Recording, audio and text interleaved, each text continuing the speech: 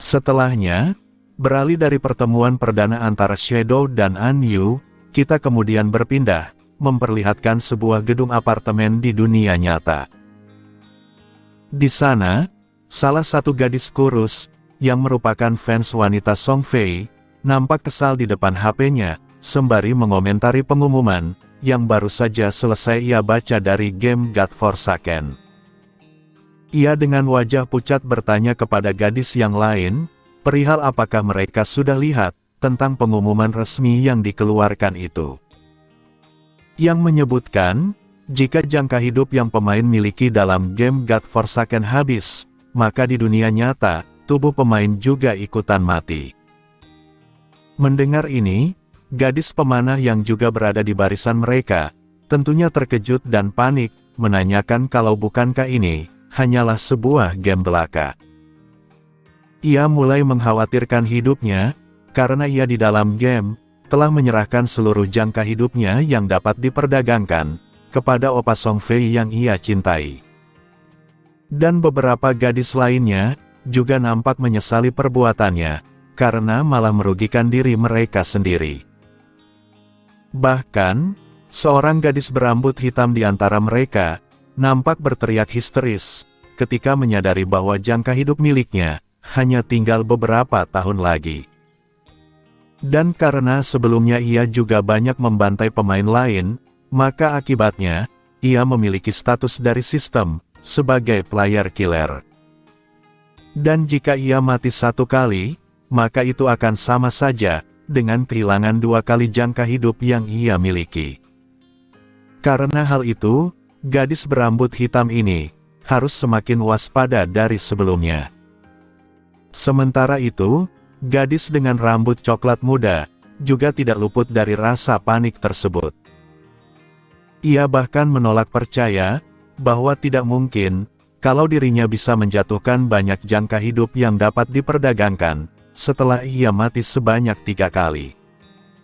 Dan meski begitu, jangka hidup yang ia miliki sekarang, hanya cukup bertahan beberapa tahun saja. Lalu, di antara semua gadis-gadis, kini terlihat gadis berisi, yang ternyata ikutan keringat dingin, setelah mendengar tanggapan yang lain. Ia mulai memberikan kata umpatan sial, karena ia di dalam game, berperan sebagai tank mage, atau penyihir pelindung, yang selalu menyerbu ke depan. Ia telah membunuh banyak pemain, dan juga telah mati berkali-kali karenanya.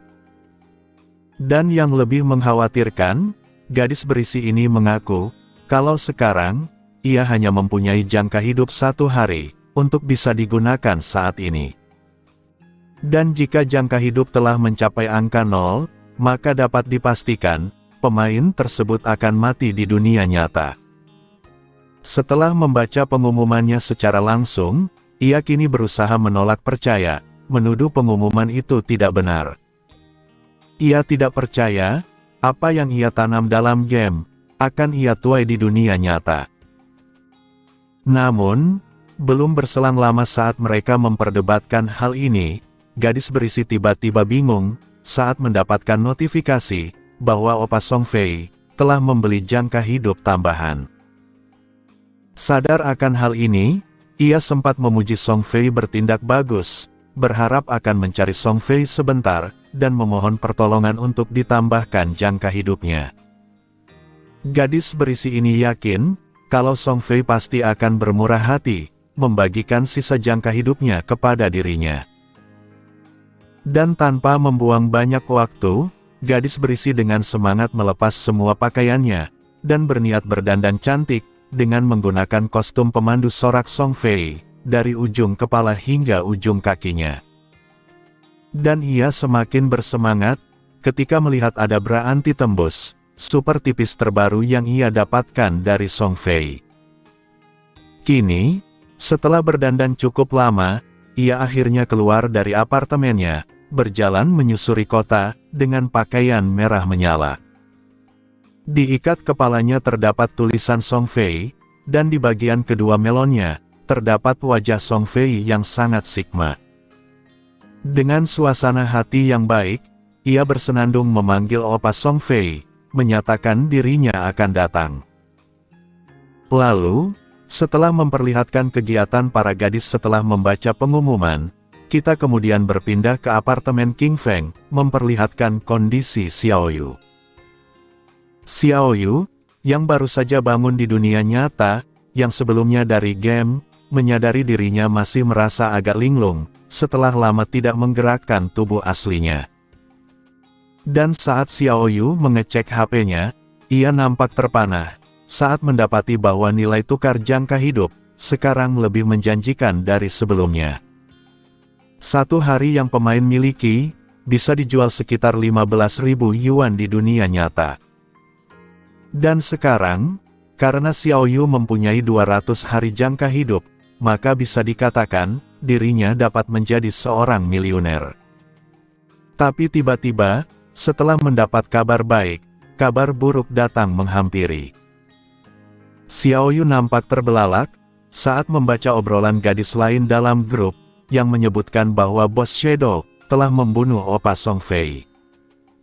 Dan yang paling mengejutkan baginya, Shadow telah membunuh Song Fei sebanyak 3 kali tanpa ampun. Mendapatkan informasi ini, Xiaoyu tanpa sadar menangis, tubuhnya gemetaran saking tidak percayanya. Lalu setelahnya, ia kemudian mengomentari pengumuman dari game, yang menyatakan jika umurnya habis, maka dirinya juga akan mati di dunia nyata. Lalu, Xiaoyu mulai menceritakan nasib Song Fei, yang awalnya mempunyai 100 tahun jangka hidup, yang tak dapat diperdagangkan. Tetapi, setelah Song Fei mati sebanyak 3 kali, maka tersisa 12 tahun lebih sedikit, umur yang dimilikinya hidup di dunia ini. Xiaoyu tentunya tidak tega, melihat idol yang ia cintai, mengalami kerugian yang begitu signifikan. Tetapi, yang membuat Xiaoyu cukup penasaran, yaitu mengapa Bos Shadow malah ingin membunuh Song Fei. Dari yang Xiaoyu lihat dalam obrolan grup, Song Fei benar dibunuh 3 kali, bahkan jika puluhan gadis lain ikut mengepungnya. Xiaoyu sadar, betapa menakutkannya Shadow ini. Ia semakin dibuat bertanya-tanya, perihal bagaimana bisa, Shadow bisa sekuat itu. Namun, belum sempat mendapat opini tentangnya, gadis berisi kembali memberikan kabar mendadak, melalui grup yang Xiaoyu masuki di dalamnya. Gadis berisi memberikan info, kalau Opa Song Fei, sekarang sangat butuh bantuan. Jadi, bagi fans yang berada di kota Jianghai, mereka bisa menemui Song Fei langsung, dan menjual jangka hidup yang dapat diperdagangkan padanya. Dan agar mereka datang ke lokasi yang benar, gadis berisi melanjutkan, kalau Opa Song Fei, kini berada di alun-alun Dajiang. Dan radio pembelian jangka hidup, adalah 1:10.000. Gadis berisi kembali melanjutkan, kalau ini adalah kesempatan bagi teman-teman sekalian, untuk bisa menghasilkan uang, dan juga membantu Opa Song Fei. Singkatnya, setelah Xiaoyu mandi dan bersiap-siap, ia akhirnya keluar dari kamar, menggunakan seragam sekolahnya, sambil masih memperhatikan obrolan grupnya. Sejujurnya, Xiaoyu benar-benar tidak menyangka, kalau Opa Song Fei, ternyata ada di alun-alun Dajiang, yang lokasinya tidak jauh dari apartemennya. Xiaoyu tentunya tidak tega, tidak bisa diam begitu saja, melihat jangka hidupnya habis secara perlahan. Maka dari itu, Xiaoyu mulai menguatkan tekad, untuk harus membantu Song Fei sekarang juga. Saat ia berlari ke sana, Xiaoyu sempat bersyukur, karena ia telah ditipu sebelumnya, oleh pria-pria bodoh yang ia hadapi. Mungkin yang Xiaoyu maksud, adalah Party Wang Meng, atau bahkan pria lainnya, yang ia temui setelah diusir secara halus oleh Wang Meng. Tetapi, berkat itu, Xiaoyu mempunyai lebih dari 200 hari, dari jangka hidup yang dapat diperdagangkan olehnya. Dengan yakin, hal ini bisa ia gunakan, untuk membantu Opa Song Fei meskipun tidak seberapa. Di saat yang sama, Setelah memperlihatkan Xiaoyu yang bergegas menuju alun-alun Dajiang, kita kemudian kembali berpindah, memperlihatkan kondisi King Feng saat ini. Pemandangan monster lobster yang terbelah, kini menjadi pembuka, setelah menyelesaikan transaksi, dengan Yixue, Wang Meng dan An Yu. Rupanya, King Feng kini berada di daerah pantai, membantai semua monster laut yang ia temui. Ada monster bulu babi, monster ikan lele, kerang dan lobster, yang semuanya habis dibantai dalam sekejap olehnya. Sehingga, panel sistem kembali muncul, dan memberi selamat ke King Feng, karena ia telah naik level, menjadi level 10. Panel sistem juga menambahkan, kalau atribut 4 dimensi yang King Feng miliki, kini ditambahkan 2 poin. King Feng juga telah memperoleh 5 poin atribut gratis, dan berhasil membuka pencapaian, yaitu Career Advancement, atau kemajuan karir. Selanjutnya, panel sistem juga mengakui, kalau King Feng adalah pemain pertama, yang berada di kota Jianghai, yang mencapai level 10. Dan berkat itu, King Feng telah memperoleh 7 poin reputasi. Selanjutnya, panel sistem kembali menyebut King Feng sebagai pemain pertama di negara Daxia yang mencapai level 10 dan mendapat tambahan 14 poin reputasi lagi. Serasa itu belum cukup, panel sistem kembali memberitahu bahwa King Feng merupakan pemain pertama di dunia yang berhasil mencapai level 10. Dan berkatnya, King Feng kembali mendapatkan 21 poin reputasi.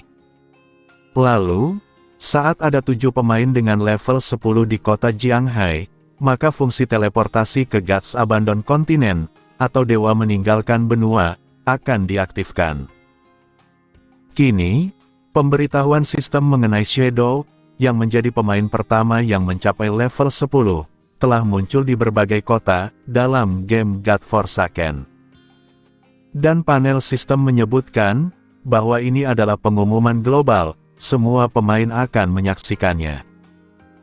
Para pemain yang melihat notifikasi besar itu muncul, sontak memberikan tanggapan, seakan tidak percaya, kalau yang mendapat sorotan itu adalah Shadow kembali.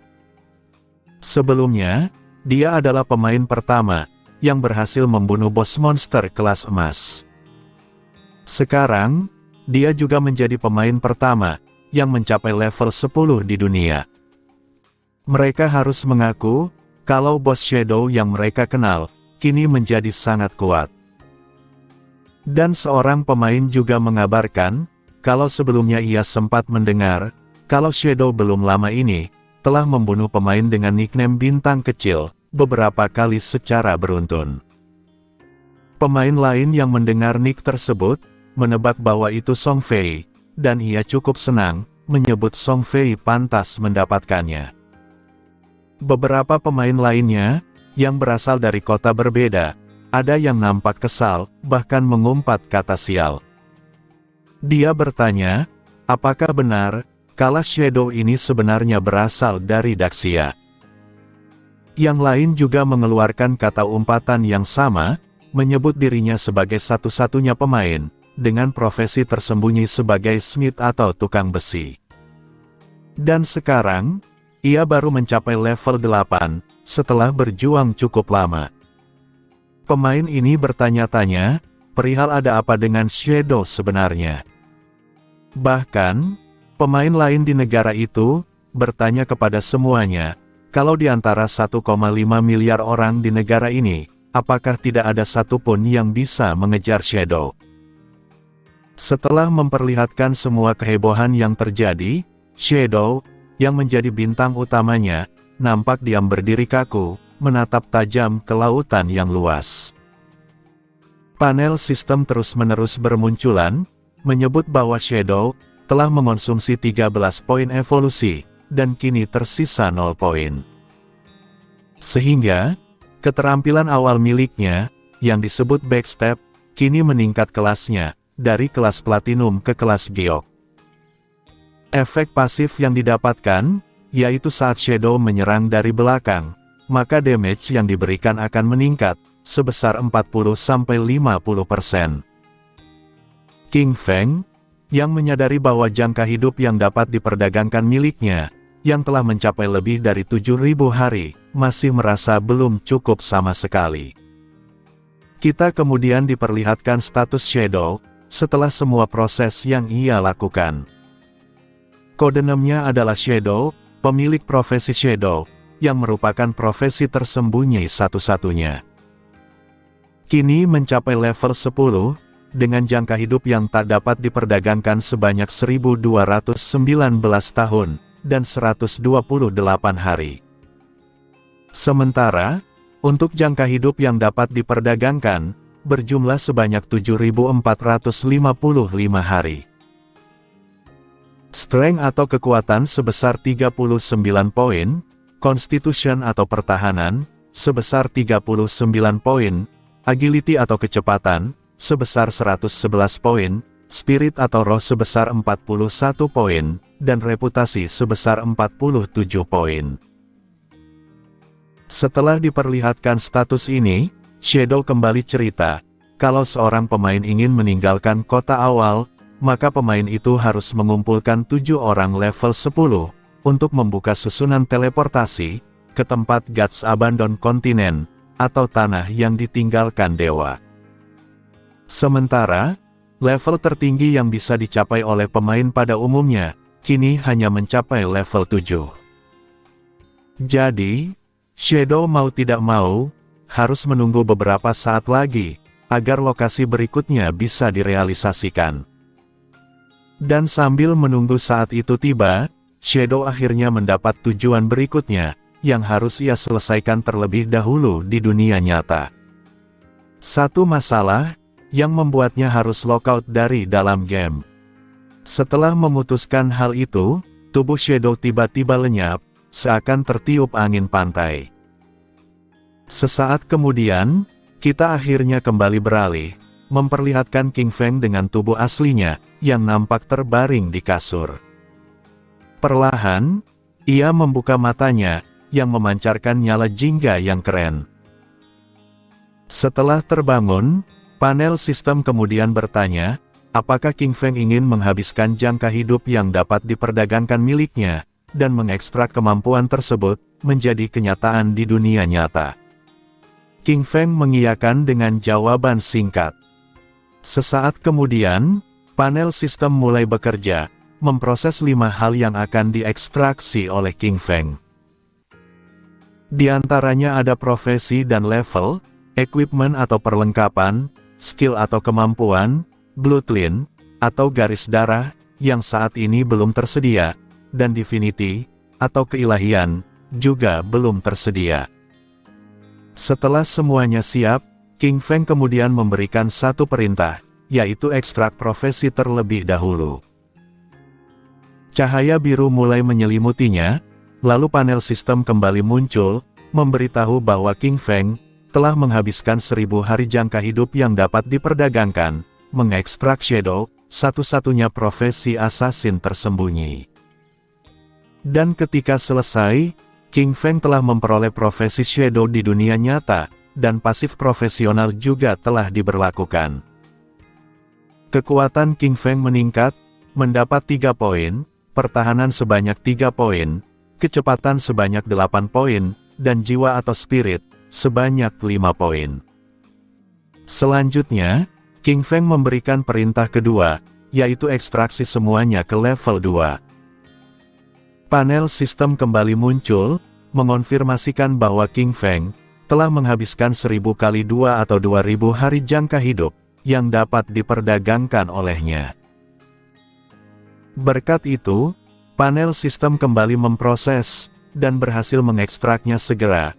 Kini level realitas King Feng telah dinaikkan ke level 3, kekuatan bertambah 4 poin, pertahanan juga 4 poin, kecepatan 14 poin, dan jiwa sebanyak 4 poin. Setelah berhasil mengekstrak ke level 2, King Feng kemudian berencana untuk mengekstrak skill atau kemampuannya. Namun, sebelum ia melakukan itu, ia tiba-tiba tersadar akan sesuatu, dan mencoba menjelaskannya.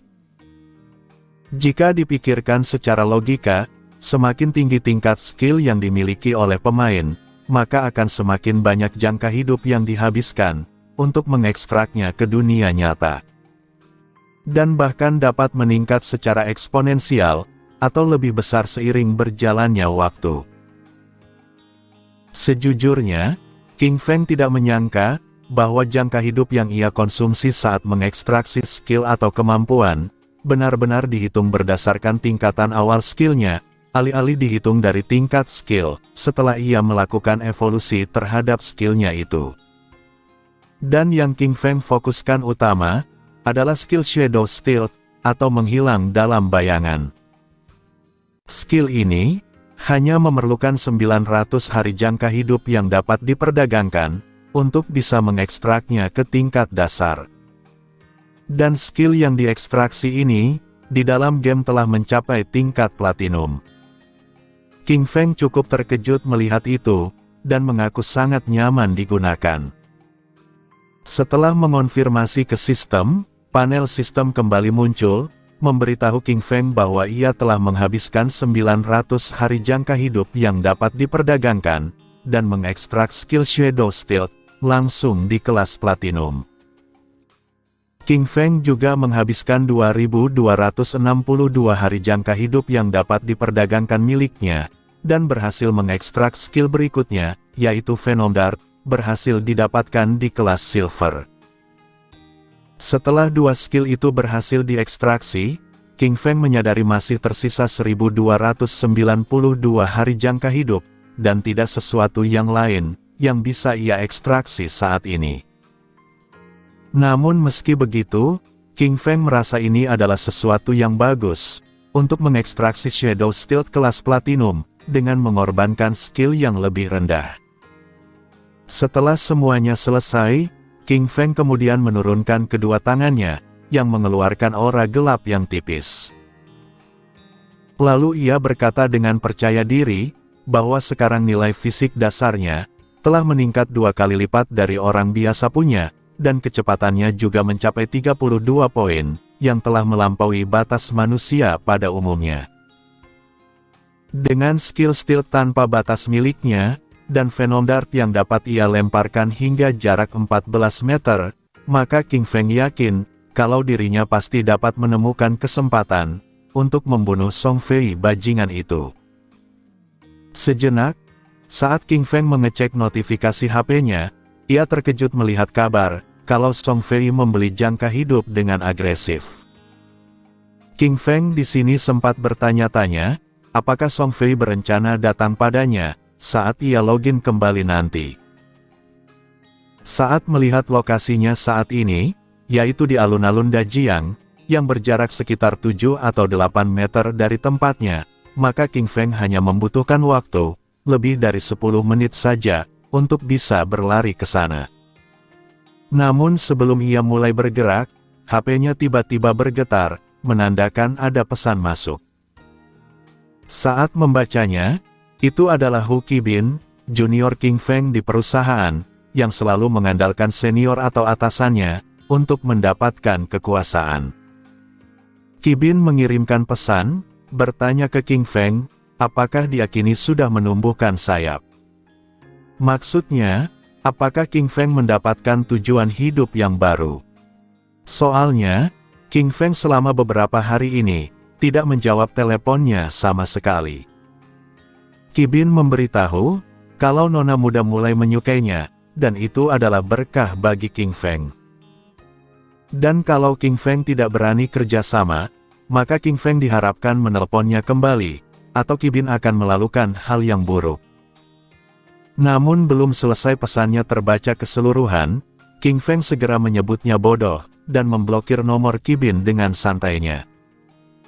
Setelah bebas dari tekanan, King Feng kemudian mulai berjalan dengan aura gelapnya, dan melempar HP-nya ke belakang. King Feng, rupanya hendak mengaktifkan Shadow Stealth, yang membuatnya menjadi tidak terlihat di pandangan. Sembari perlahan tubuhnya menghilang, menyatu dengan udara, ia sempat berkata, kalau orang-orang itu akan segera menyadari, tentang kebenaran dari game God Forsaken ini.